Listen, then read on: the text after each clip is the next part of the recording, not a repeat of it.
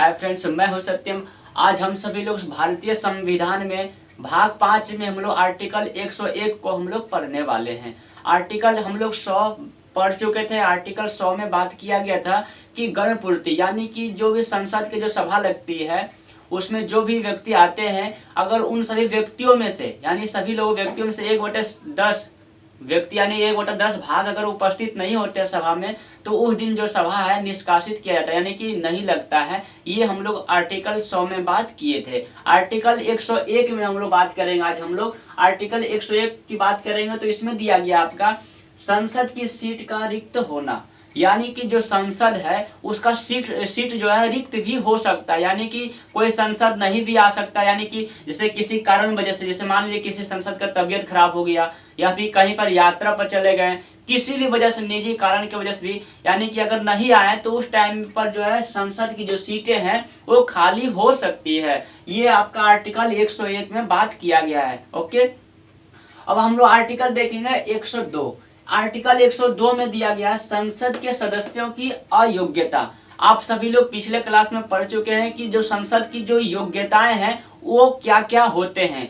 संसद की जो योग्यताएं हैं, अगर वो योग्यता नहीं है उसके पास तो वही अयोग्यताएं बन जाती है। यानी कि जैसे संसद की जो योग्यताएं है उसकी बात करें तो उसमें दिया गया था कि जो व्यक्ति संसद के सदस्य बनना चाहता है वो पागल ना हो, दिवालिया ना हो, वो मतलब कोई अपराधी ना हो, वो सब ना हो। लेकिन अगर वो सब चीजें उनके अंदर है, यानी वो सब चीजें हैं, वो अपराधी भी है और या फिर पागल है या फिर किसी भी प्रकार का गुण उनके अंदर पाया जाता है, वो भारत के नागरिक ना हो, अगर वो है ये सब चीजें वो भारत के नागरिक ना हो तो उनको अयोग्य माना जाएगा, यानी कि उसी चीज को अयोग्यता मानी जाएगी। ये आर्टिकल आपका 102 में दिया गया है। आप इसको लिख भी सकते हैं, उनकी अयोग्यता में क्या क्या हो सकता है। यानी कि वो पागल हुआ, यानी कि अयोग्यता में जैसे पागल होना, दिवालिया होना, कोई अपराधी होना, ये सब उनकी अयोग्यताएं हैं। वो नागरिक, भारत के नागरिक ना होना, ये सब अयोग्यताएं ये एक संसद यानी एक व्यक्ति की है जो संसद नहीं बन सकता इन कारणों की वजह से।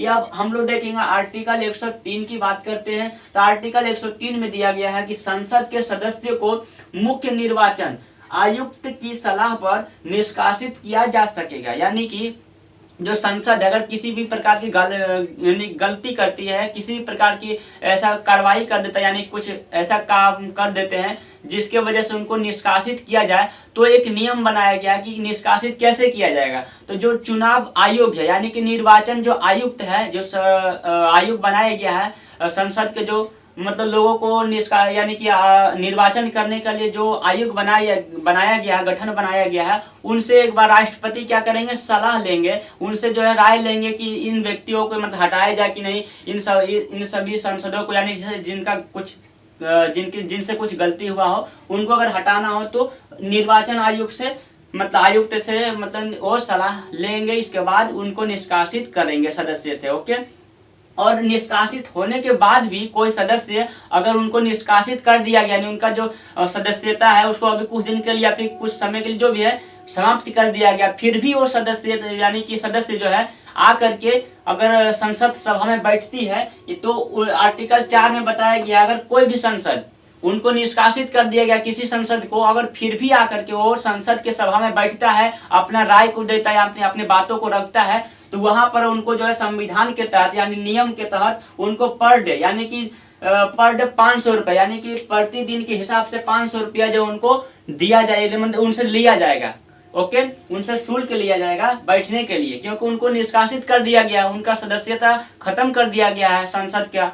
तो फिर भी आकर को व्यक्ति अगर बैठता है संसद में, आकर के सभा में बैठता है, उपस्थित है, तो उनसे 500 रुपया उनसे जुर्माना लिया जाएगा। जुर्माना नहीं मतलब उन पर एक चार्ज बनाया गया है प्रतिदिन के हिसाब से।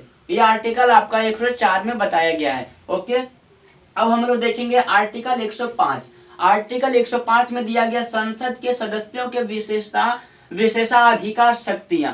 संसद के कई मतलब कई शक्तियाँ होती है, जैसे कि विधेयक शक्ति होती है, साधारण विधेयक, मतलब इस तरह से कई भी विधेयक शक्तियाँ होती है जो हम लोग आगे आर्टिकल में पढ़ने वाले हैं।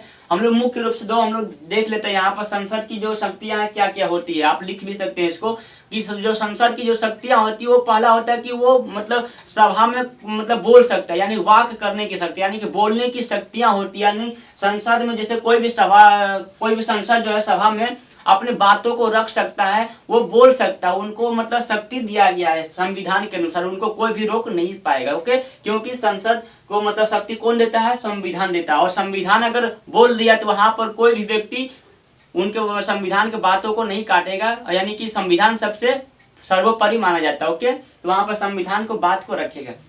और दूसरा शर्त दिया गया है कि संविधान में जैसे कि कोई भी व्यक्ति, जैसे संसद अगर कुछ भी चीज बोलता है, कोई भी बातों को बोलता है, ऐसा मतलब जिनको जो किसी को बुरा लगे फिर ऐसा लगे, तो वो चीज़ों को जैसे निर्वाचन यानी कि न्यायालय में नहीं ले जा सकते, यानी कि उनको जो है कोर्ट में नहीं ले जा सकते हैं। ओके, यानी संसद कोई भी चीज को बोलता है तो उन पर कोई भी मतलब आप ये नहीं कर सकते कि आप इनको दंड दिया जाए, इनको चार ये मतलब न्यायालय इनको दंड दे, नहीं बोल सकते, क्योंकि आपका यानी कि संविधान बोलता है, यानी कि वो बोल सकता है। अगर कुछ होता है तो उनको उन पर कोई कार्रवाई नहीं किया जाएगा। ओके, अब हम लोग देखेंगे आर्टिकल 106। आर्टिकल 106 में दिया गया संसद के सदस्यों के वेतन, यानी कि जो संसद होते हैं वो कार्य करते हैं, सभा में बैठते हैं तो उनका भी कोई वेतन होता है। अगर वेतन नहीं बनाएगा तो संसद जो है विधि बनाएगी, जो संसद वो विधि बनाएगी और उसके तहत जो है मतलब उनको वेतन दिया जाएगा। ओके, भत्ते जो जिसको बोलते हैं आप लोग। और ये आपका आर्टिकल 106 हुआ। आर्टिकल 101 से आर्टिकल 106 तक हो गया। तो आज हम लोग इतना पढ़े, फिर इसके आगे हम लोग देखेंगे आर्टिकल 107। ओके, तो आज के लिए इतना ही। अब हम लोग आर्टिकल 107 के साथ हम लोग फिर अगले वीडियो में मिलते हैं। आज के लिए इतना ही दोस्तों। आप लोग वीडियो को सब्सक्राइब और लाइक जरूर कीजिए। आज के लिए इतना ही, धन्यवाद।